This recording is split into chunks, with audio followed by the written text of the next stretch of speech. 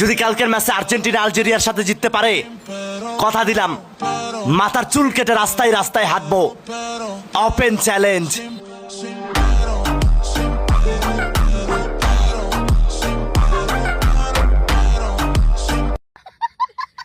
মনিরে, এর আগেও তোরা তো আর্জেন্টিনা নিয়ে আমি টোল করা দেখছি। তোরা এর আগেও শিক্ষা হয় নাই, তুই আবারও আর্জেন্টিনা নিয়ে টোল করতেছিস। তুই যে ডায়লগটা দিলি যে আর্জেন্টিনা জিতে তোর মাথা চুল কেটে, তো তোর কথাটা তো রাখ। আর্জেন্টিনা তো জিতে গেছে, তাও চারখান দিছে, এক হালি একখান অফসাইডের কারণে ওইখানে বাদ 3 খেন হ্যাটট্রিক করছে মেসি। তোর তো কথাটা রাখ, মাথা চুল করে কাটিয়ে ফেলা দে।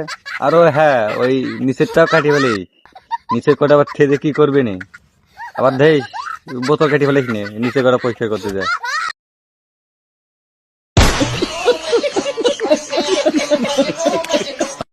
যদি কালকের ম্যাচে আর্জেন্টিনা আলজেরিয়ার সাথে জিততে পারে, কথা দিলাম মাথার চুল কেটে রাস্তায় রাস্তায় হাঁটবো। Open challenge.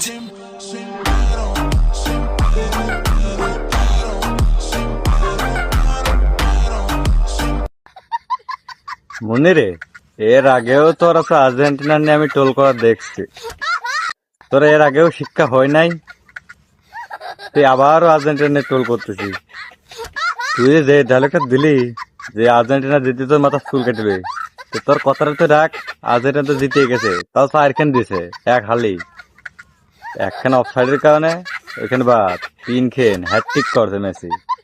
তোর তো কথাটা রাখ, মাথা চুল করে কাটিয়ে ফেলা দে।